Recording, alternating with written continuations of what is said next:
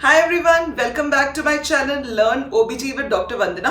अगर आप इस चैनल पे पहली बार आए हैं तो please subscribe and touch the bell icon and like my videos ताकि मेरा मोटिवेशन लेवल हमेशा हाई बना रहे। और अगर आप मेरे पुराने सब्सक्राइबर्स हैं तो आपको जानकर ये खुशी होगी कि कोविड के उस लंबे इंटरप्शन के बाद I am now back again with my obs gynae videos. और आज मैंने जो सीरीज शुरू की है वो है मेरे सारे सब्सक्राइबर्स की एक पॉपुलर डिमांड पे, which was on antepartum haemorrhage, जिसको हम अगले 3 या 4 एपिसोड्स में कवर करेंगे। So let us now begin.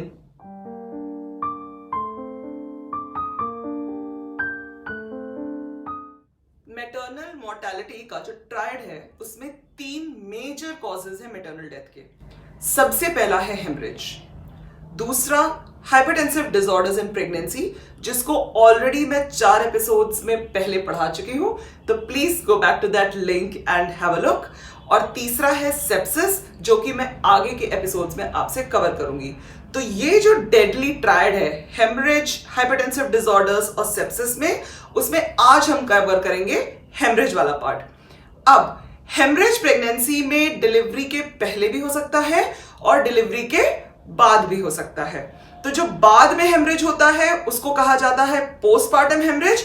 इसको भी हम बाद में कवर करेंगे। आज जो हम डिस्कस करेंगे वो है डिलीवरी से पहले वाला हेमरेज। अब डिलीवरी से भी पहले जब हेमरेज होता है तो उसको 2 तरीके में डिवाइड किया जा सकता है, डिपेंडिंग ऑन कि वो जेस्टेशनल एज में कब हो रहा है। और जो उसका कट ऑफ बेंचमार्क है वो है 20 वीक्स ऑफ प्रेगनेंसी। अगर हेमरेज 20 वीक्स के पहले वजाइनल ब्लीडिंग किसी प्रेग्नेंट लेडी में 20 वीक्स ऑफ प्रेगनेंसी के पहले स्टार्ट हो जाती है तो वो एबॉर्शन का प्रोसेस हो सकता है, जिसको या तो थ्रेटेंड या इनएविटेबल या इनकम्प्लीट या कंप्लीट एबॉर्शन में क्लासिफाई किया जाता है, which is a separate subject which again हम बाद में डिस्कस करेंगे। लेकिन जो अभी हम बात करेंगे वो है bleeding after 20 weeks of pregnancy, 20 हफ्ते की प्रेगनेंसी के बाद, लेकिन बच्चे की डिलीवरी के पहले। और इसको कहा जाता है एंटीपार्टम हेमरेज। अब ये जो एंटीपार्टम हेमरेज है ये मेजरली 3 कारणों की वजह से हो सकता है। पहला, प्लेसेंटा प्रीविया, मतलब जो प्लेसेंटा नॉर्मली एक नॉर्मल प्रेगनेंसी में यूट्रस के फंडस या अपर पार्ट ऑफ यूट्रस में अटैच्ड होता है, वो अब इस केस में प्लेसेंटा के लोअर सेगमेंट या इंटरनल लॉस के ऊपर आ जाएगा। इसको हम कहते हैं प्लेसेंटा प्रीविया। दूसरा, एंटीपार्टम हेमरेज का एक बहुत इंपॉर्टेंट कारण है और वो है प्लेसेंटल अब्रप्शन या एब्रप्शियो प्लेसेंटे, जिसको कुछ लोग एक्सीडेंटल हेमरेज के नाम से भी जानते हैं। और तीसरा है रप्चर ऑफ द यूट्रस। ये तीनों ही कंडीशंस लाइफ थ्रेटनिंग हैं, both for mother and the baby. इस एपिसोड में हम प्राइमरीली कवर करेंगे प्लेसेंटा प्रीविया, एब्रप्शियो प्लेसेंटा और रप्चर यूट्रस हम सब्सिक्वेंट एपिसोड्स में कवर करेंगे।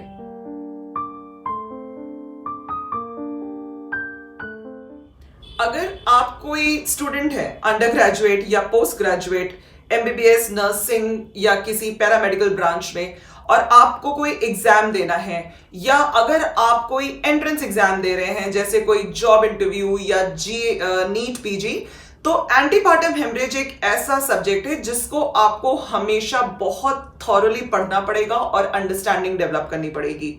और अगर आप कोई ऑब्स एंड गायनी प्रैक्टिशनर हैं तो ये एक ऐसी डिजीज है जो आपके लिए बिल्कुल थॉरली आपको पता होनी चाहिए, क्योंकि इन पेशेंट्स का जो आउटकम है वो अक्सर गड़बड़ हो सकता है अगर इनको प्रॉपर्ली मैनेज नहीं किया गया, और ये कैटास्ट्रोफिक इमरजेंसी की तरह से आपके हॉस्पिटल या क्लिनिकल सेटअप पे प्रेजेंट कर सकते हैं। So we have to be always ready to manage cases of antepartum haemorrhage. उसके लिए हमारे इस सब्जेक्ट की इन डेप्थ नॉलेज होना बहुत जरूरी है। तो इस टोन के साथ now let us begin the first part, which is placenta praevia. Placenta praevia का जो टॉपिक है उसको इन पर्टिकुलर हेडिंग्स में मैं आप लोगों के साथ डिस्कस करूंगी। सबसे पहले तो डेफिनेशन, दूसरा causes and predisposing factors for placenta previa, तीसरा इसको क्लासिफाई किस तरीके से किया जाता है, चौथा, इसके सिम्टम्स एंड साइंस क्या होते हैं। पांचवा, डायग्नोसिस। उसके बाद हम डिस्कस करेंगे मैटरनल एंड रिस्क फैक्टर्स जो प्लेसेंटा प्रीविया में हो सकते हैं, और फिर हम डिस्कस करेंगे इसका मैनेजमेंट। प्लेसेंटा प्रीविया बेसिकली होता क्या है। प्रीविया का मतलब लैटिन में होता है गोइंग बिफोर। कहने का मतलब एक नॉर्मल डिलीवरी में क्या होता है, आगे आगे बेबी आता है, पीछे पीछे प्लेसेंटा आता है। प्रीविया में इसका उल्टा हो जाता है, प्लेसेंटा आगे होता है और बेबी उसके पीछे। तो ये एक सिंपल सा डेफिनेशन मीनिंग है प्लेसेंटा प्रीविया का। क्लिनिकली प्लेसेंटा प्रीविया क्या होता है। जब प्लेसेंटा यूट्रस के अपर सेगमेंट की जगह लोअर सेगमेंट में इम्प्लांट हो जाए तो उसे कहते हैं प्लेसेंटा प्रीविया। एक नॉर्मल प्रेगनेंसी में प्लेसेंटा का जो इम्प्लांटेशन है, जो उसका अटैचमेंट पॉइंट है, वो होता है यूट्रस के फंडस के ऊपर, जो अपर पार्ट ऑफ यूट्रस है। जब हम प्लेसेंटा प्रीविया बोलते हैं तो इसका मतलब ये है कि placenta is implanted in the lower uterine segment, या तो इंटरनल ऑस के बहुत करीब या उसी के ऊपर। ये है इसकी क्लिनिकल डेफिनेशन। तो सबसे पहले हम समझ लें कि लोअर यूट्राइन सेगमेंट क्या है। ये एक नॉर्मल नॉन प्रेग्नेंट यूट्रस है। तो ये हो गया यूट्रस, ये हो गया सर्विक्स और वेजाइनल वॉल्स। अब सर्विक्स में ये है एक्सटर्नल ऑस और ये है इंटरनल ऑस। प्रेग्नेंट यूट्रस में जैसे जैसे बेबी बड़ा होता जाता है, यूट्रस एनलार्ज होता जाता है। तो मान लीजिए ये एक प्रेग्नेंट यूट्रस है, उसमें जो ये सर्वाइकल इस्थमस वाला पार्ट था, जो कि नॉर्मली जो एनाटॉमिकल इंटरनल ऑस और जो हिस्टोलॉजिकल इंटरनल ऑस होता है, उसके बीच के एरिया को बोला जाता है इस्थमस। तो जो इस्थमस वाला पार्ट है वो बनाता है प्रेगनेंसी में लोअर सेगमेंट। लोअर सेगमेंट सबसे प्रोनाउंस्ड होता है लेबर के समय, लेकिन इवन एंटीनेटल पीरियड में एक लोअर सेगमेंट को डिलिनेट किया जा सकता है। जो हम लोअर सेगमेंट सिजेरियन सेक्शन करते हैं वो हम नॉर्मल यहीं करते हैं, यहीं पे इंसिशन देके यहां से बेबी को निकाला जाता है। यहां पे हीलिंग कंपैरेटिवली बेटर होती है क्योंकि यहां पे मसल फाइबर्स कंपैरेटिवली कम होते हैं। अब एक नॉर्मल प्रेगनेंसी में प्लेसेंटा जो इम्प्लांट होता है वो होता है फंडस ऑफ द यूट्रस पे, पर जब यही एक प्लेसेंटा प्रीविया बन जाता है तो ये प्लेसेंटा जो कि ऊपर होना चाहिए था वो आके इम्प्लांट हो जाता है इन दिस लोअर सेगमेंट। अब डिपेंडिंग ऑन ये लोअर सेगमेंट में कहां इम्प्लांट हुआ है, उसके बेसिस पे प्लेसेंटा प्रीविया को फर्दर क्लासिफाई किया जा सकता है। तो जो प्रीविया की डेफिनेशन है कि प्लेसेंटा आगे और जो बेबी है वो पीछे, तो इस तरीके से प्रीविया को डिफाइन किया गया है।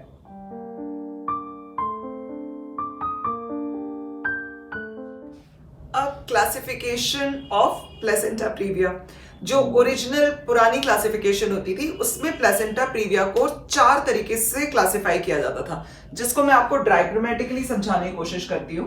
तो मान लीजिए ये प्रेग्नेंट यूट्रस है, ये लोअर यूट्राइन सेगमेंट है। तो जो टाइप 1 पहले जिसको बोलते थे टाइप 1 प्लेसेंटा प्रीविया, या जिसको लो लाइंग प्लेसेंटा प्रीविया भी कहा जाता था, उसमें क्या होता था कि मैक्सिमम जो प्लेसेंटा होता था वो तो होता था अपर सेगमेंट पे, लेकिन उसका थोड़ा सा पार्ट एनक्रोच करता था लोअर यूट्राइन सेगमेंट के ऊपर, इंटरनल ऑस के काफी ऊपर। तो इसको बोलते थे हम लोग एक लो लाइंग प्लेसेंटा या फिर टाइप 1 प्लेसेंटा प्रीविया। जो टाइप 2 होता था उसका नाम होता था marginal. Okay, type 2 placenta previa को बोला जाता था मार्जिनल प्लेसेंटा प्रीविया।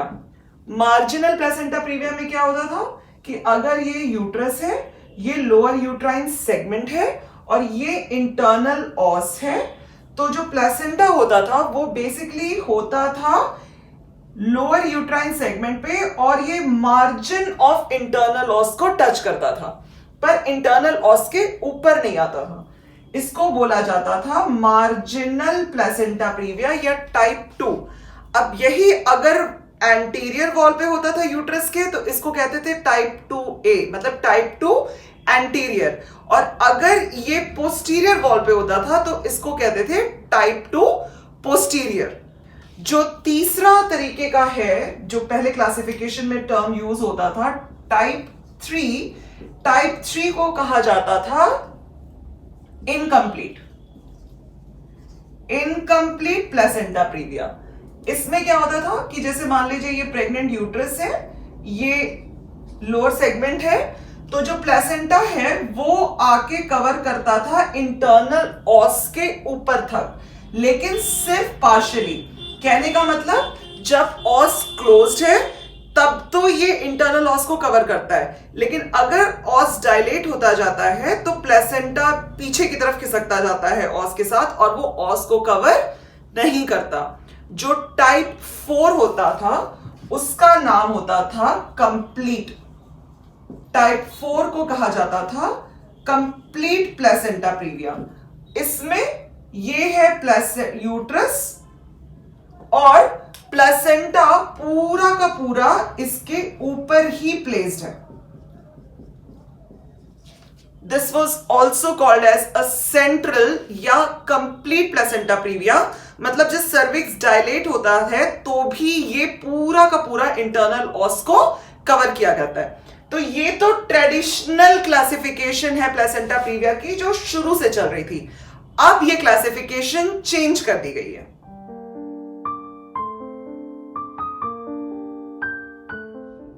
2013 से जो क्लासिफिकेशन रिविजिट कर दिया गया, रिवाइज कर दिया गया है, वो कंपैरेटिवली बड़ा सिंपल हो गया है। अब प्लेसेंटा प्रीविया को दो तरीके से क्लासिफाई किया जाता है। पहला कहलाता है लो लाइंग प्लेसेंटा, दूसरा कहलाता है placenta previa. Low lying placenta से हम क्या समझते हैं कि प्लेसेंटा है तो इम्प्लांटेड लोअर सेगमेंट में, लेकिन जो उसकी लोअर मार्जिन है वो इंटरनल ऑस से कम 2 सेंटीमीटर की पेरिफेरी के ऊपर है। ओके, तो भले ही ये लोअर सेगमेंट पे इम्प्लांटेड हो, लेकिन जो इसकी लोअर मार्जिन है वो इंटरनल ऑस से कम 2 सेंटीमीटर की पेरिफेरी के ऊपर है। तब हम कहते हैं कि ये है low lying placenta. Placenta previa अब पहले जो इनकम्प्लीट एंड सेंट्रल वाले होते थे वो अब इस क्लासिफिकेशन में चले गए। मतलब प्लेसेंटा प्रीविया अब उनको बोला जाता है जहां पे प्लेसेंटा पार्शियली या कंप्लीटली इंटरनल ऑस को कवर करता है, जैसे ये पार्शियल और ये कंप्लीट। तो ऐसे प्लेसेंटास को अब क्लासिफाई किया जाता है एज प्लेसेंटा प्रीविया।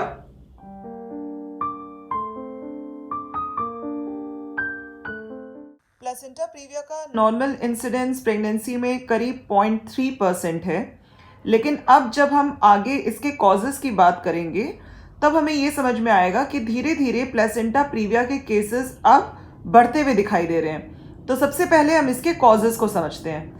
एक सबसे कॉमन कॉज प्लेसेंटा प्रीविया का होता है मल्टी फीटल प्रेगनेंसी, मतलब ट्विंस या ट्रिपलेट्स। वो इसलिए कि जैसे जैसे प्लेसेंटा का साइज बड़ा होता जाता है तो उसके लोअर सेगमेंट पे एनक्रोच करने की संभावना बढ़ती जाती है। दूसरा है इंक्रीज मैटरनल एज। जो महिलाएं 35 इयर्स या 35 साल के ऊपर होती हैं उनकी प्रेगनेंसीज में प्लेसेंटा प्रीविया होने के चांसेस काफ़ी हाई होते हैं। तीसरा है मल्टीपैरिटी। जैसे जैसे नंबर ऑफ प्रेगनेंसीज बढ़ते जाते हैं वैसे वैसे प्लेसेंटा प्रीविया का रिस्क बढ़ता जाता है। प्रीवियस यूट्राइन स्कार, सबसे कॉमनली प्रीवियस सिजेरियन डिलीवरी। तो जिन लेडीज को पहले लोअर सेगमेंट सिजेरियन सेक्शन हुआ होता है उनमें जब प्लेसेंटा प्रीविया डेवलप होता है और ख़ास तौर से अगर वो एंटीरियर वॉल पर होता है तो एक बहुत ही रिस्की कंडीशन होती है जिसको हम कहते हैं प्लेसेंटा एक्रीटा, जिसको हम अलग से डिस्कस करेंगे। इस केस में प्लेसेंटा केवल लोअर यूट्राइन सेगमेंट में ही नहीं बल्कि जो प्रीवियस सिजेरियन सेक्शन का स्कार होता है उसमें एम्बेडेड हो जाता है। तो ये एक इम्पॉर्टेंट रिस्क फैक्टर है प्रीवियस LSCS कि इस प्रेगनेंसी में प्लेसेंटा प्रीविया डेवलप हो सकता है। उसके बाद स्मोकिंग का रोल इस तरह से आता है कि जब कोई भी लेडी स्मोक करती है तो जो कार्बन मोनोऑक्साइड प्रोड्यूस होता है उसके वजह से ऑक्सीजन लेवल्स रिड्यूस होते हैं बॉडी के, which is called as hypoxia. तो ये जो हाइपोक्सीमिया है इसकी वजह से प्लेसेंटा बहुत तेजी से हाइपरट्रोफी करता है या बड़ा होने की कोशिश करता है ताकि जो बच्चे की सर्कुलेशन है वो मेंटेन कर पाए। तो जब प्लेसेंटा का साइज बड़ा होगा, जैसे फॉर एग्जांपल हमने ट्विंस में बात की, तो चांसेस हैं कि वो उसका जो रिम है या जो एज है वो लोअर यूट्राइन सेगमेंट तक पहुंच जाए। तो ये कुछ डॉक्यूमेंटेड रिस्क फैक्टर्स हैं प्लेसेंटा प्रीविया के लिए।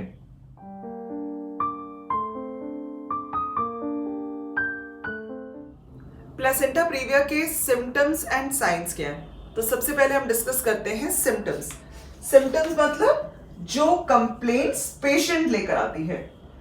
सबसे कॉमन सिम्टम प्लेसेंटा प्रीविया का होता है painless bleeding. Okay, this is painless bleeding. जब भी हम एंटीपार्टम हेमरेज के तीनों कॉजेस की बात करेंगे तो क्लिनिकली हम तीनों कॉजेस को डिफरेंशिएट कर सकते हैं अगर हम अच्छे से हिस्ट्री लेके और जो एग्जामिनेशन है उसको प्रॉपरली करें। तो जब हम किसी पेशेंट से एंटीपार्टम हेमरेज की ब्लीडिंग की हिस्ट्री पूछते हैं और वो ये कहती है कि अचानक ब्लीडिंग शुरू हो गई, जैसे मैं सो रही थी और अचानक मुझे लगा जैसे मेरे नीचे खून महसूस हो रहा है, या मैं वॉशरूम में गई और मुझे ब्लीडिंग दिखी, ना कोई पेन ना कोई कंट्रैक्शन, बिल्कुल sudden onset of painless bleeding. अक्सर ये अपने आप रुक जाती है और फिर ये रेकरेंट मतलब बार बार होने लगती है। तो इस सिम्टम के साथ जब भी पेशेंट्स प्रेजेंट करें तो हमारा जो पहला डायग्नोसिस दिमाग में बनता है वो ये कि शायद ये प्लेसेंटा प्रीविया का केस हो सकता है। अब साइंस क्या है? साइंस मतलब जो हम एलिसिट करते हैं। ओके, जब हम पेशेंट को एग्जामिन करते हैं तो जो साइंस हम एलिसिट करते हैं उसको वो क्या हो सकते हैं? ब्लीडिंग के केस में हमेशा सबसे इंपॉर्टेंट है कि पहले आप वाइटल्स चेक करिए, मतलब उसका pulse, blood pressure, temperature and respiration. कहीं वो लेडी शॉक में तो नहीं है। ओके, तो अगर थोड़ी बहुत ब्लीडिंग ऑफ एंड ऑन वाली रहती है पेशेंट्स तो वो यूजुअली शॉक में प्रेजेंट नहीं करती, लेकिन अगर कभी टोरेंशियल हेमरेज हो गया तो पेशेंट सीधे शॉक में आ सकती है।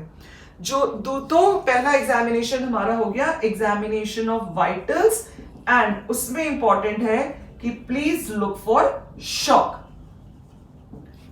देन हमारी पेशेंट पेल हो सकती है, खास तौर से जिनको ऑफ एंड ऑन ब्लीडिंग होती रहती है उनको काफी अनीमिया डेवलप हो जाता है इस वजह से, तो पेशेंट्स में पैलर डेवलप हो सकता है।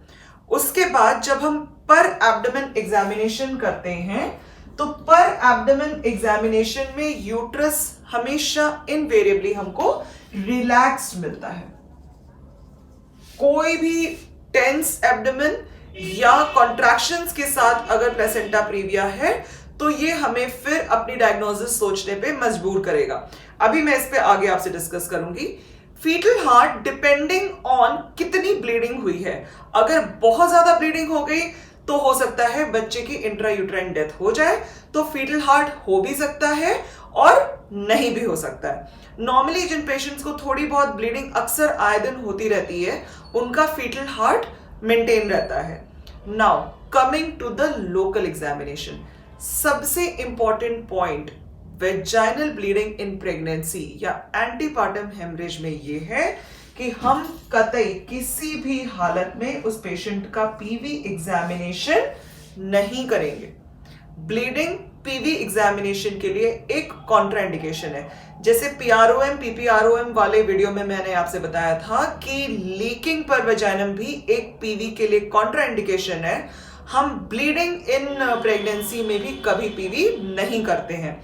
उसका कारण ये है कि अगर ये प्लेसेंटा वाकई में इंटरनल ऑस के ऊपर होगा तो जब हम पीवी करेंगे तो ये ब्लीडिंग को और बढ़ा सकता है। तो इसमें फिर एग्जामिनेशन का सिस्टम क्या है? हम एक सिंपल स्पेकुलम डाल के देख सकते हैं कि सोर्स ऑफ ब्लीडिंग क्या है। कभी कभी कोई सर्वाइकल पॉलिप या सर्वाइकल मैलिग्नेंसी भी हो सकती है जो ब्लीड कर रही हो, लेकिन इसका ये मतलब नहीं है कि ये प्लेसेंटा प्रीविया भी अंदर नहीं हो सकता, वो तो हो ही सकता है, प्लस हो सकता है कोई लोकल कॉज ऑफ ब्लीडिंग भी हो। तो एक सिंपल स्पेकुलम डाल के हमको आइडिया लग जाता है। प्लेसेंटा प्रीविया में हमेशा जो ब्लीडिंग आपको मिलेगी वो फ्रेश ब्लीडिंग होगी। ये सारी चीजें मैं आपको इसलिए बता रही हूं कि जब सब्सिक्वेंट वीडियोस में हम बात करेंगे एब्रप्शन की और रप्चर की, तो ये सारी चीजें हमें क्लिनिकल डिफरेंशियल डायग्नोसिस में हेल्प करेंगी। तो प्लेसेंटा प्रीविया की ब्लीडिंग हमेशा पेनलेस और फ्रेश ब्लीडिंग होती है। ओके, तो ये तो सिम्टम्स हो गए एंड साइंस हो गए। नाउ द क्वेश्चन इज कि ये ब्लीडिंग होती क्यों है और अक्सर अपने आप बंद भी हो जाती है। तो इंपॉर्टेंट चीज ये है समझने की कि जो लोअर यूट्राइन सेगमेंट है, जैसा कि मैंने बताया, वो इस्थमस ऑफ सर्विक्स से डेवलप होता है। तो वहां के जो मसल फाइबर्स होते हैं उनके अंदर एक इनहेरेंट कैपेसिटी नहीं होती है कि वो कॉन्ट्रैक्ट कर सके। तो जब यूट्रस बढ़ रहा होता है प्रेगनेंसी के दौरान और पूरे यूट्रस में काफी रीमॉडलिंग हो रही होती है, तो लोअर सेगमेंट बनाने के लिए भी रीमॉडलिंग हो रही होती है। हल्का हल्का सा इंटरनल लॉस डायलेट होता रहता है। उस प्रोसेस में क्या होता है कि जब वो थोड़ा डायलेट करता है तो प्लेसेंटा अपनी जगह से उखड़ जाता है और वहां से वो ब्लीड करने लगता है स्पेस। अब क्योंकि लोअर सेगमेंट में है और वहां के मसल फाइबर्स के अंदर कॉन्ट्रैक्ट करने की कैपेसिटी बहुत अच्छी नहीं होती है, इसलिए ये ब्लीडिंग होने लगती है। और फिर इसीलिए वो अपने आप धीरे धीरे कभी कभी बंद भी हो जाती है, क्योंकि जब वो एरिया सील हो जाता है तो वो रुक जाती है। वो तब तक रुकी रहती है जब अगली बार फिर वो रिमॉडलिंग का प्रोसेस जब बढ़ता है और अगर प्लेसेंटा अपनी जगह से हिला तो वो फिर ब्लीड करने लगेगा। कभी कभी ऐसे प्लेसेंटा जो कि हमने पढ़े थे, जो कि ऑस के मार्जिन तक आते हैं पर ऑस के ऊपर नहीं होते हैं या पार्शियली ऑस के ऊपर होते हैं, वो पता ही नहीं चलते। पहली बार ब्लीडिंग शुरू ही होती है जब लेडी लेबर में जाती है। और अगर आपके पास कोई महिला लेबर पेन स्टार्ट होने के बाद फ्रेश रेड ब्लीडिंग लेकर प्रेजेंट कर जाए, तो हमेशा दिमाग में ये रखिएगा कि हो सकता है इसको अनडायग्नोज्ड प्लेसेंटा प्रीविया हो, जो अब ऑस के डायलेट होने पे पहली बार मैनिफेस्ट किया है। So this is the detail of the symptoms and science of placenta previa.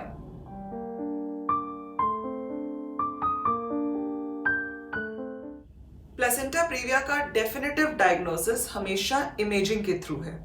एक कॉमन अंडरस्टैंडिंग ये है कि हर प्रेग्नेंट लेडी का हम कम से कम एक अल्ट्रासाउंड तो पूरी प्रेगनेंसी में करवा ही ले जाते हैं, लेकिन रूरल गांव के बैकअप के सेटअप में जहां पे ये सुविधाएं उपलब्ध ना हो या लैक ऑफ अवेयरनेस है जिसकी वजह से वो लेडी कभी एंटीनेटल चेकअप के लिए आई ही नहीं, तो हो सकता है कि ये डायग्नोसिस मिस हो जाए।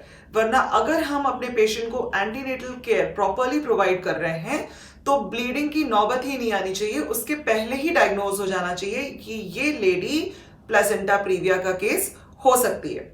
इंपॉर्टेंट चीज ये है कि जो मेन अल्ट्रासाउंड ही है इसका जो मैकेनिज्म है जिसके थ्रू हम प्लेसेंटा प्रीविया डायग्नोज करते हैं, और इसकी जो एक्यूरेसी है वो करीब करीब 96 से लेके 98% तक भी है। कभी कभी ऐसा होता है कि फीटल हेड के प्रेजेंटेशन की वजह से या फुल ब्लैडर की वजह से भी प्लेसेंटा ठीक से लोकलाइज ना हो पाए या मिस हो जाए ये फाइंडिंग, तो हमेशा डाउट के केसेस में ब्लैडर एम्प्टी करा के फिर से दोबारा एक बार प्लेसेंटा को देखने की कोशिश करनी चाहिए।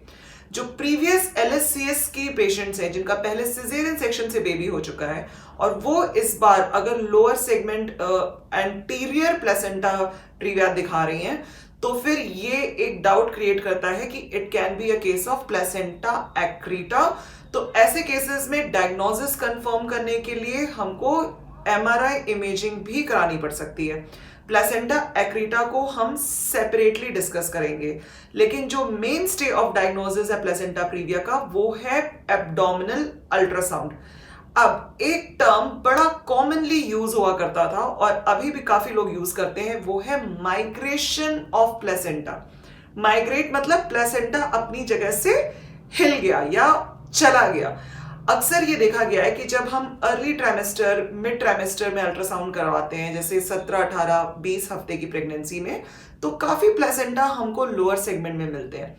पर ये समझने की जरूरत है कि ये सारे के सारे प्रीविया नहीं होते।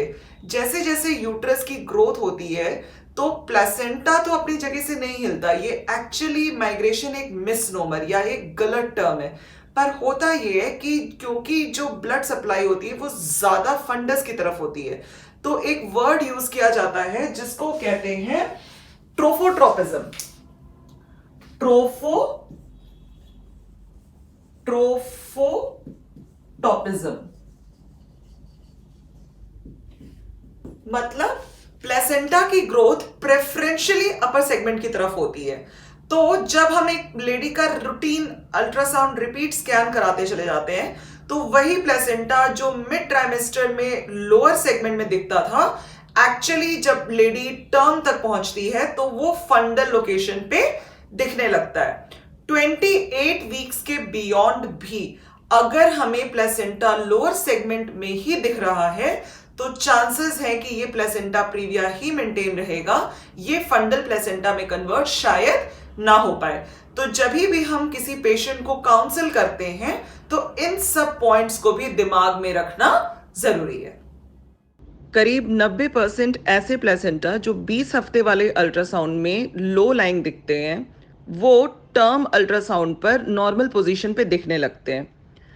लेकिन ऐसे प्लेसेंटा जो मिड ट्राइमेस्टर अल्ट्रासाउंड में सर्विक्स को 10 या 15 मिलीमीटर से ज़्यादा कवर करते हुए दिखते हैं, उनके टर्म आते आते तक नॉर्मल पोजीशन पर पहुंचने की संभावना काफ़ी कम होती है और ये प्लेसेंटा प्रीविया की तरह ही परसिस्ट कर जाते हैं।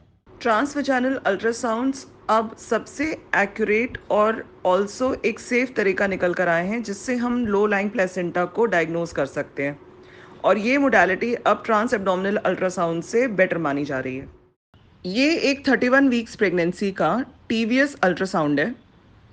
इसमें ये जो दिख रहा है ये है सर्विक्स, ये है एमनियोटिक कैविटी, और ये जो स्ट्रक्चर दिख रहा है ये है प्लेसेंटा, जो कि इस केस में पूरी तरीके से सर्विक्स के इंटरनल ऑस के ऊपर कवर किया हुआ है। तो ये एक केस है सेंट्रल प्लेसेंटा प्रीविया का। इस अल्ट्रासाउंड में यहाँ से लेकर पूरा यहाँ तक प्लेसेंटा दिख रहा है। ये जो है ये इंटरनल ऑस है। तो इस अल्ट्रासाउंड में दिख रहा है कि इंटरनल ऑस पूरी तरीके से प्लेसेंटा से कवर्ड है, इसलिए ये एक सेंट्रल प्लेसेंटा प्रीविया का केस है। इस वाले स्कैन में जो ये स्ट्रक्चर दिख रहा है ये है सर्विक्स, ये है इंटरनल ऑस और ये पूरा है प्लेसेंटा। इस स्कैन में फिर से ये दिख रहा है कि प्लेसेंटा पूरी तरीके से इंटरनल ऑस को कवर कर रहा है और ये एक सेंट्रल प्लेसेंटा प्रीविया की इमेजिंग है। अब ये अल्ट्रासाउंड देखिए, जब इस पेशेंट का ब्लैडर फुल है और हमने अल्ट्रासाउंड करवाया है तो ऐसा लग रहा है जैसे प्लेसेंटा पूरी तरीके से सर्विक्स को कवर कर रहा है। अब जब इस पेशेंट का ब्लैडर खाली कराया गया और अल्ट्रासाउंड रिपीट किया गया है तो प्लेसेंटा का लोअर एज अब ऊपर की तरफ दिख रहा है। तो एक्चुअली ये प्लेसेंटा प्रीविया का केस नहीं था, पर क्योंकि ब्लैडर डिस्टेंडेड था इसलिए ये एक फॉल्स पॉजिटिव रिपोर्ट दिख रही थी। हमेशा केसेस को ब्लैडर खाली कराने के बाद फिर से प्लेसेंटा जब आप लोकलाइज करेंगे तो हो सकता है कि उसकी लोअर मार्जिन एक्चुअली सर्विक्स से बहुत दूर दिखे और ये कंफर्म हो जाए कि ये प्लेसेंटा प्रीविया का केस नहीं था।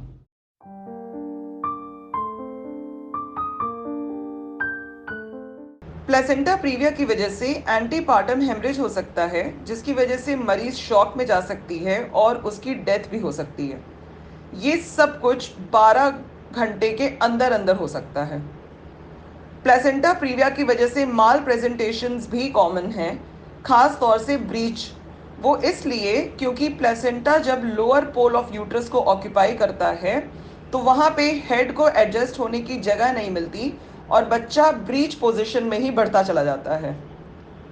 प्लेसेंटा प्रीविया की वजह से प्रीटर्म डिलीवरी भी काफ़ी कॉमन है। ये प्रीटर्म डिलीवरी या तो प्रीटर्म लेबर की वजह से हो सकती है, या जिन पेशेंट्स में ब्लीडिंग शुरू हो जाती है तो मदर और बच्चे के सर्वाइवल को बढ़ाने के लिए हमें टाइम से पहले डिलीवरी करवानी पड़ जाती है, जिसकी वजह से बच्चा प्रीटर्म हो जाता है। प्लेसेंटा प्रीविया के बाद पोस्टपार्टम हेमरेज होने के चांसेस भी काफ़ी हाई हैं। प्लेसेंटा प्रीविया वाली मदर्स को डिलीवरी के बाद पोस्टपार्टम हेमरेज होने के चांसेस इतने हाई क्यों हैं?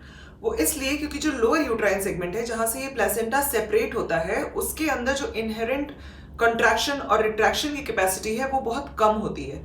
तो जब एक बार बेबी डिलीवर हो जाता है और प्लेसेंटा डिलीवर हो जाता है तो जो रॉ एरिया उस लोअर यूट्राइन सेगमेंट के ऊपर रह जाता है वो ब्लीड करने लगता है और उसको आपस ऑटोमेटिकली जो एक हेमरेज कंट्रोल मैकेनिज्म का है बॉडी का कि वो मसल्स वहां कॉन्ट्रैक्ट करेंगी और रिट्रैक्ट करेंगी, वो लोअर सेगमेंट में हो नहीं पाता। इसलिए जब भी हम प्लेसेंटा प्रीविया की डिलीवरी कराते हैं तो हमें इस कॉम्प्लिकेशन के लिए रेडी रहना चाहिए कि डिलीवरी के बाद भी हेमरेज होने के चांसेस बहुत हाई हैं। अगर ये प्लेसेंटा प्रीविया के साथ प्लेसेंटा एक्रीटा भी है तो डिलीवरी के बाद ये प्लेसेंटा रिटेन हो जाता है, जिसकी वजह से सीवियर ब्लीडिंग शुरू हो जाती है पोस्टमार्टम हेमरेज के फॉर्म में, और ये लाइफ थ्रेटनिंग है। प्लेसेंटा प्रीविया में बच्चे के प्री टर्म डिलीवर होने के चांसेस बहुत हाई हैं, क्योंकि जब मदर को ब्लीडिंग स्टार्ट हो जाती है तो मदर और बच्चे के बेनिफिट में हमें समय से पहले डिलीवरी करवानी पड़ सकती है। प्री टर्म होने की वजह से बच्चे का वज़न 2.5 किलो से कम हो सकता है पैदा होने के समय। कभी कभी जिन मदर्स को पूरे प्रेगनेंसी के दौरान ऑफ एंड ऑन ब्लीडिंग होती रहती है, उनमें टर्म में डिलीवरी होने के बावजूद उनका वज़न 2.5 किलो से कम हो सकता है। तीसरी इंपॉर्टेंट चीज़ ये है कि जिन मदर्स में ब्लीडिंग बहुत ज़्यादा होती है उनके बच्चों की यूट्रस के अंदर ही डेथ हो सकती है, जिसको हम इंट्रा यूट्राइन डेथ बोलते हैं। और प्रीटर्म होने की वजह से भी बर्थ एस्फिक्सिया हो सकता है, या फिर जिन मदर्स में ब्लीडिंग स्टार्ट हो जाती है उनमें बच्चों को इंट्रा यूट्राइन हाइपोक्सिया होने की वजह से भी पैदा होते समय बर्थ एस्फिक्सिया हो सकता है। मतलब वो जब पैदा होते हैं तो वो ना स्पॉन्टेनियसली ब्रीथ करते हैं और ना वो क्राई करते हैं।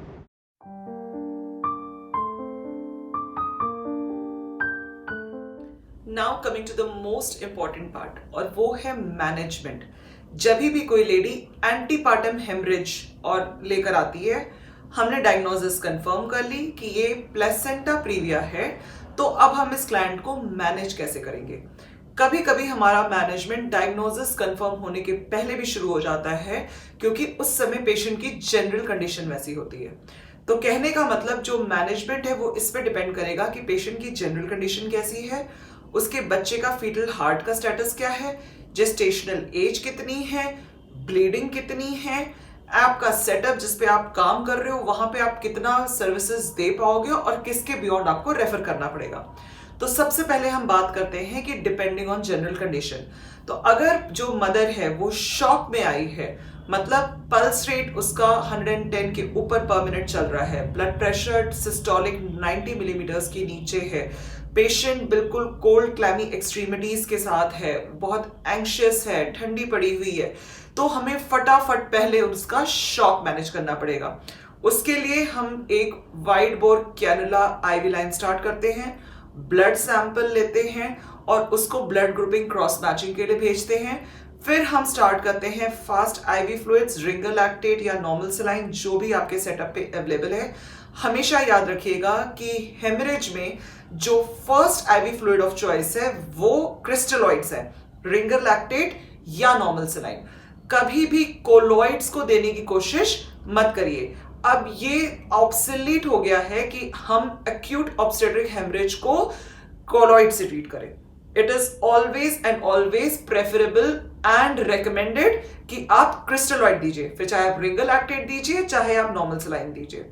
दूसरा काम हमें ये करना है ऐसे शॉक वाले पेशेंट में कि हमें उसको फटाफट कवर करना है, हमें पेशेंट को वार्म रखना है, हमें ऑक्सीजन अटैच करना है 6 to 8 लीटर्स पर मिनट फ्लो रेट पे। हम पेशेंट को कैथेटराइज कर देते हैं फॉर 2-3 रीजंस। पहला, क्योंकि ये आईवी फ्लूइड्स चल रहे हैं और पेशेंट शॉक में है, तो हमें इनटेक आउटपुट का रिकॉर्ड रखना बहुत इंपॉर्टेंट है कि पेशेंट का प्रोग्रेस किस तरीके से हो रहा है। दूसरा ये कि ऑब्स्टेट्रिक हेमरेज में डायग्नोसिस प्लेसेंटा प्रीविया भी हो सकती है, एब्रप्शन भी हो सकता है, रप्चर भी हो सकता है। हम किसी भी हालत में लेडी को वॉशरूम तक तो नहीं जाने दे सकते, तो पेशेंट को कैथेटराइज करना बहुत जरूरी है। अगर हमें लगता है कि हम कोई ऑपरेटिव इंटरवेंशन भी करने जा रहे हैं या पेशेंट बहुत इंटरनल किसी रूरल एरिया से आई है और हमें डाउट है कि उसकी हैंडलिंग हुई है, तो हमें broad spectrum antibiotic with injection ampicillin, gentamicin and Metrogyl भी स्टार्ट कर देना चाहिए। तो ये तो हो गया पेशेंट का एक general management and shock management. अब जो नेक्स्ट स्टेप है मैनेजमेंट का डेफिनेटिव, वो डिपेंड करेगा कि ब्लीडिंग कितनी है। नॉर्मली जो शॉक वाले पेशेंट्स होते हैं उनकी ब्लीडिंग इतनी हो चुकी होती है कि हमें फिर उनको कंजर्वेटिव या एक होता है ना कि हम वेट कर सकते हैं, वेट एंड वॉच पॉलिसी पे हम नहीं रख सकते। लेकिन जो पेशेंट्स शॉक में नहीं आ रहे हैं और जो अक्सर थोड़ी बहुत माइल्ड हल्की फुल्की ऑफ एंड ऑन ब्लीडिंग लेकर आते रहते हैं, तो उनके लिए हमें ये इंपॉर्टेंट है कि हम ये देखें कि अब इस लेडी का जेस्टेशनल एज कितना है और बच्चे की फीटल हार्ट का क्या स्टेटस है। तो अगर कोई लेडी शॉक में है तो चांसेस हैं कि बच्चे की भी इंट्रा यूट्राइन डेथ हो गई होगी। पर ऐसी लेडीज जो हल्की फुल्की ब्लीडिंग लेकर आई हैं और उनका फीटल हार्ट प्रेजेंट है, तो हमें ये देखना होता है कि अब इस लेडी का जेस्टेशनल एज कितना है। जिनका जेस्टेशनल एज 24 से 34 वीक्स के बीच में होता है, उनको हम एक prophylactic dose of antenatal corticosteroids भी शुरू कर देते हैं, जैसा मैंने अपने ANCS वाले वीडियो में आपसे डिस्कस किया। वो इसलिए कि अगर हमें इस लेडी को डिलीवर करना पड़ गया तो हम ये इंश्योर कर लेते हैं कि कम से कम फीटल लंग्स मैच्योर हों। तो डेक्सामेथासोन 6 मिलीग्राम 12-12 घंटे पे इंट्रामस्कुलर हम टोटल 4 डोजेस देते हैं इस लेडी को, ताकि जब हम उसको डिलीवर करें तो बच्चे की लंग मैच्योरिटी हो सके और बच्चे का सर्वाइवल भी अच्छा हो। इसके अलावा ब्लीडिंग को कंट्रोल करने के लिए हम पेशेंट को एडवाइस कर सकते हैं इंजेक्शन ट्रेनेक्सामिक एसिड। कुछ सेटअप्स में हमारे पास एथैम्पसिलेट आता है, तो आप वो भी ट्राई कर सकते हो, हालांकि वो कभी बहुत इफेक्टिव नहीं होता। हमें पेशेंट को ज्यादा से ज्यादा रेस्ट पे रखना है हॉस्पिटल में, ताकि वो उसको उठ के वॉशरूम तक भी ना जाना हो और किसी भी तरीके का अनड्यू स्ट्रेन उस पर ना पड़े। हमें पेशेंट को बहुत अच्छे से काउंसिल करना है उसकी कंडीशन के बारे में और उसको घर वालों को भी, कि हमें कभी भी इनकी डिलीवरी करवानी पड़ सकती है in the benefit of the baby and the mother. हमें उनके न्यूट्रिशन को हाई और रिच क्वालिटी रखना है। अगर अनीमिया हो गया है साथ में, तो अनीमिया भी करेक्ट करना पड़ेगा। कैसे severe anaemia, moderate anaemia, mild anaemia को ट्रीट किया जाता है विद सुक्रोज, IFA या ब्लड ट्रांसफ्यूजन, वो आप मेरे अनीमिया वाले वीडियो में देख सकते हैं। अब हम बात करते हैं उन पेशेंट्स की जो नियर टर्म है, मतलब 34 वीक्स क्रॉस कर गए हैं, 37 वीक्स के पास हैं और उन्हें हमें अब डिलीवर करवा लेना चाहिए, क्योंकि बेटर ये है कि हम मदर को बार बार ब्लीडिंग के रिस्क पे ना डालें। या उन पेशेंट्स को जो 24 to 34 वीक्स में हैं, पर क्योंकि ब्लीडिंग है और हम ये चाह रहे हैं कि मदर और बच्चा कॉम्प्रोमाइज ना हो, तो हम स्टेरॉइड कवरेज में बेबी को डिलीवर करवा सकते हैं। अगर यूट्राइन डेथ हो चुकी है बच्चे की, तब तो फिर हमें डिलीवरी करवानी ही पड़ेगी। नाउ द पॉइंट इज कि हमारे पास डिलीवरी कराने के लिए ऑप्शंस क्या है। क्या हम नॉर्मल डिलीवरी ट्राई करें या हम सिजेरियन सेक्शन के लिए जाएं?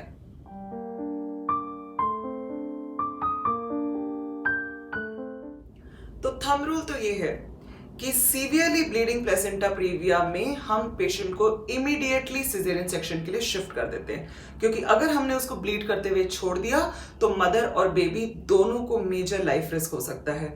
हमेशा ब्लड अरेंज कर लीजिए क्रॉस मैचिंग भेजने के बाद, और उसके बाद ये भी इंश्योर कर लीजिए कि अगर RH नेगेटिव मदर है तो बच्चे का कॉर्ड ब्लड ले लीजिए, क्योंकि एंटीपार्टम हेमरेज के बाद सेंसिटाइजेशन और ज्यादा हो जाता है।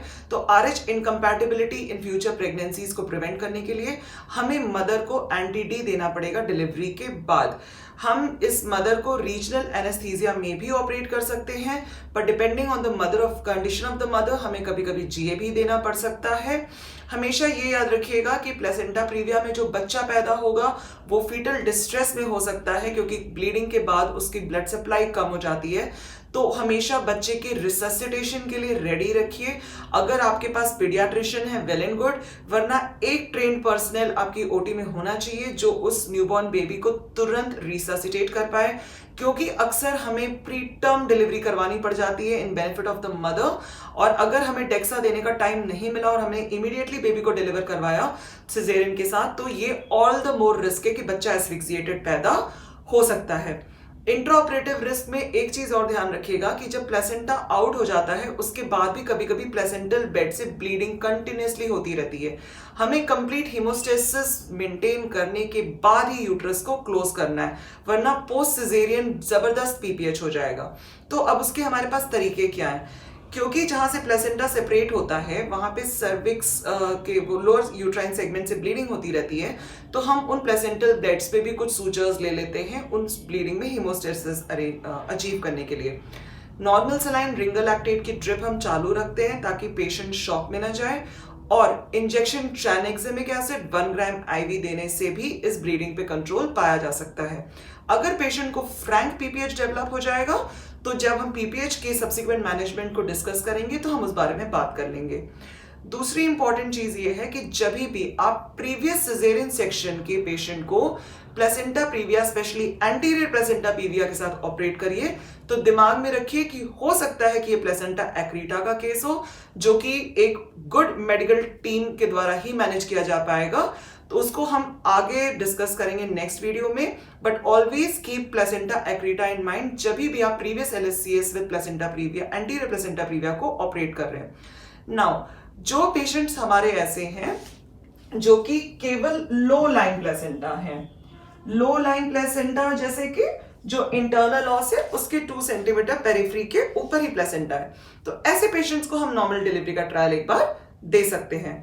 एआरएम करते हैं, artificial rupture of membranes, synto drip start करते हैं according to the induction augmentation guidelines, और उसके बाद हम नॉर्मल डिलीवरी के लिए वॉच करते हैं with close monitoring of labour. अगर कभी भी लगता है कि ब्लीडिंग स्टार्ट हो गई है या बच्चा फीटल डिस्ट्रेस में जा रहा है या कोई भी दूसरी ऑब्स्टेट्रिक इंडिकेशन बन जाती है तो ऐसे पेशेंट्स को हम फिर डायरेक्टली एलएससीएस के लिए टेकअप कर सकते हैं। अब एक क्वेश्चन जो अक्सर आता है वो ये तो हो गया लो लाइन, जो प्लेसेंटा प्रीविया हमारे ब्लीड कर रहे थे उसका भी हमने समझ लिया कि हमको क्या करना है। अब जो कभी भी एंटीनेटल पीरियड में ब्लीड नहीं किए, बस हमें अल्ट्रासाउंड से कंफर्म हो गया था कि ये प्लेसेंटा प्रीविया है, लेकिन पेशेंट को कोई एक्टिव ब्लीडिंग कभी नहीं हुई, तो इनका अब क्या करें? तो हमेशा ऐसी प्रेगनेंसीज को हमें 37 वीक्स तक ले जाकर उसके बाद इन्हें डिलीवर करवा देना चाहिए, क्योंकि उसके बियॉन्ड प्रेगनेंसी एक्सटेंड करने से जब इतना फायदा तो होगा नहीं, क्योंकि बच्चा टर्म हो चुका है और ठीक ठाक बर्थ वेट ले लिया होगा, लेकिन अगर हमने इनको उसके बियॉन्ड छोड़ दिया और कभी अगर ये ब्लीड कर गई तो फिर इमरजेंसी सिजेरियन सेक्शन करके हमें डिलीवरी करानी पड़ जाएगी, तो वो नौबत ना आए। इसलिए हम जो नॉट ब्लीडिंग प्लेसेंटा प्रीविया के केसेस होते हैं उनको 37 वीक्स तक ले जाते हैं, फिर हम उनको सिजेरियन सेक्शन कर देते हैं, क्योंकि प्लेसेंटा प्रीविया का मतलब हो गया कि या तो वो इंटरनल लॉस को पार्शियली कवर कर रहा होगा या कंप्लीटली कवर कर रहा होगा। जो ऑफ एंड ऑन ब्लीडिंग होती रहती है उसका मैं ऑलरेडी आपसे डिस्कस कर चुकी हूं। तो ये हो गया management of a antepartum haemorrhage case which is due to placenta previa. अगले वीडियोस में हम बात करेंगे प्लेसेंटा एक्रीटा की, which is actually a type of placenta previa. दूसरा cause of antepartum haemorrhage which is abruption placenta, and तीसरा cause of antepartum haemorrhage which is rupture uterus. अगर ये एपिसोड आपको अपने क्लिनिकल केसेस मैनेजमेंट में आपकी undergraduate या postgraduate पढ़ाई के पॉइंट ऑफ व्यू से, एग्जाम पॉइंट ऑफ व्यू से हेल्पफुल लगा तो please subscribe my channel doctor Vandana, learn OBG with doctor Vandana. आप उसका बेल आइकन टच करिए ताकि आपको मेरे सारे नए वीडियोस का नोटिफिकेशन आता रहे।